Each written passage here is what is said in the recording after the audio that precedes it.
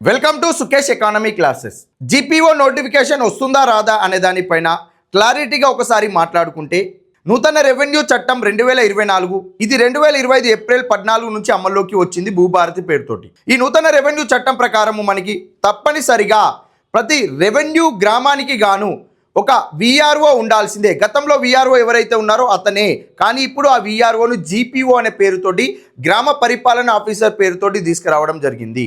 మరి 10,950కి పైగా జీపీఓలు కావాల్సింది అంటే గతంలో విఆర్ఓగా విఆర్ఏలుగా విధులు నిర్వహించిన వారికి మళ్ళీ అదే సిస్టానికి, అదే రెవెన్యూ సిస్టానికి, అదే పోస్టుకు వాళ్ళు రావడానికి ఆసక్తి ఉన్న వాళ్ళందరికీ కూడా అవకాశం ఇచ్చారు. నియామకం చేపట్టిన వారు, అలా నియమితులైన వారు ఎంతమంది ఉన్నారు అంటే 3,500కు పైగా ఉన్నారు. మనకి 10,950కి పైగా జీపీఓలు కావాలి, 3,500కు పైగా మాత్రమే రిక్రూట్మెంట్ అయ్యింది.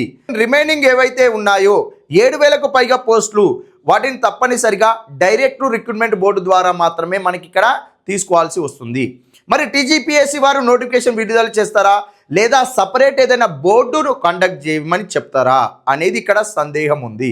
గతంలో పంచాయతీ సెక్రటరీ ఎగ్జామ్ ఎలా కండక్ట్ చేశారో సేమ్ అదే మాదిరిగా జీపీఓ నోటిఫికేషన్ కూడా విడుదల చేసి ఎగ్జామ్ కండక్ట్ చేయడం జరుగుతుంది. ఒక డిస్ట్రిక్ట్ కలెక్టర్ తోటి బోర్డును అనుసంధానం చేసి ఆ డిస్ట్రిక్ట్ కలెక్టర్ యొక్క పర్యవేక్షణలోనే నోటిఫికేషన్ రిలీజ్ చేయడము, పోస్టులు ఎన్ని ఉన్నాయో తెలుసుకోవడము, అందులో భాగంగా ఎగ్జామ్ కండక్ట్ చేసిన తర్వాత ఎలా రిక్రూట్ చేసుకోవాలనే దానికోసము బోర్డుతోటి డిస్ట్రిక్ట్ కలెక్టర్కి కూడా ప్రమేయం ఉండేలాగా మనకి నోటిఫికేషన్ ఇచ్చే అవకాశం ఉంది.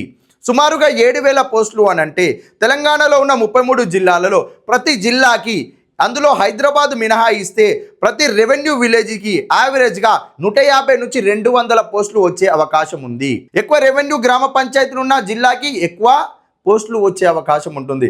యావరేజ్గా నీకు 150 పోస్టులు అయితే కంపల్సరీ వస్తాయండి. ఒకవేళ ఈ నోటిఫికేషన్ వస్తే ఇది తెలంగాణలోనే అతిపెద్ద నోటిఫికేషన్ అవుతుంది. తప్పనిసరిగా నోటిఫికేషన్ ఇచ్చే అవకాశం ఉంటుందండి.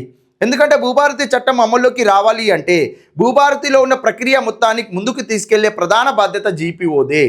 ఆ జీపీఓ గ్రామంలో ఉంటేనే ఆ భూభారతి చట్టం అమల్లోకి రావడం జరుగుతుంది. లేకపోతే ధరణి చట్టాన్ని మేము టెంపరీగా కొనసాగిస్తాము, భూభారతి చట్టం పూర్తి స్థాయిలో అమల్లోకి వచ్చేంత వరకు కూడా మనకి అందులోనే ఉంది. కాబట్టి ధరణి చట్టమే కొనసాగుతూ ఉంటుంది. భూభారతి పూర్తి స్థాయిలోకి రావాలి అంటే జీపీఓ తప్పనిసరిగా గ్రామంలో ఉండాలి. కాబట్టి జీపీఓ నోటిఫికేషన్ని అతి త్వరలోనే విడుదల చేసే అవకాశం ఉంది.